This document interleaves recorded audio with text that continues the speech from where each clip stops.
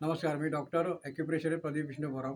माझ्यासमोर बसलेले माझ्या पेशंट्स त्यांची आज सायटिकाची ट्रीटमेंट पूर्ण झालेली आहे. ते आपल्यासमोर सजेस्ट करतील कशाप्रकारे.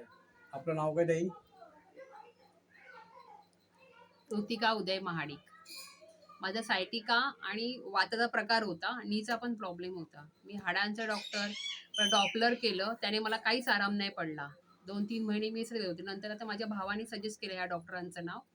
त्याने तर मला 15 दिवस कंटिन्यू ॲक्युप्रेशरची ट्रीटमेंट दिली, पण खूप मला आराम आहे. 80-90% मी रिकव्हर झाली आहे. तर अशा प्रकारे आपली ट्रीटमेंट असते आणि तीही विदाऊट मेडिसिनने असते. एकही टॅब्लेट देत नाही किंवा एक्सरे काढा वगैरे असं काहीच नाही.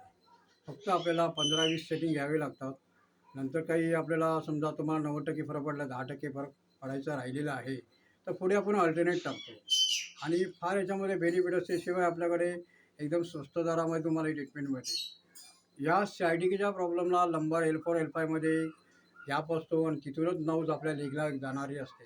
डॉक्टरकडे आपल्याला ट्रॅक्शन लावून काही 2 वर्ष ट्रीटमेंट देऊन मग परत आपल्याला ते सायटिकाचा त्या नंबरचा L4 L5मध्ये ऑपरेशन करावं लागतो. तो ऑपरेशन असं असतं की गादी कट कट करून ते आपला इन्स्ट्रुमेंट म्हणजे पीस टाकतात त्याच्यामध्ये. मग पुढे आपल्याला सांगतात की लंबरचा प्रॉब्लेम असला काही तुम्ही आम्ही खाली बसायचं नाही. पण आपल्याकडे तसं नाही. एकदा पेशंट क्लिअर झाला का परत वारंवार ट्रीटमेंट घ्यायची गरज लागत नाही आणि पेशंट एकदम सुरळीत होतो आणि बऱ्याच वर्षाचा अनुभव असल्याने पेशंट आपल्याकडे परत कंप्लेंट ती घेऊन येत नाही. उलट माउथ पब्लिसिटी पेशंट दुसऱ्याला सजेस्ट करतो.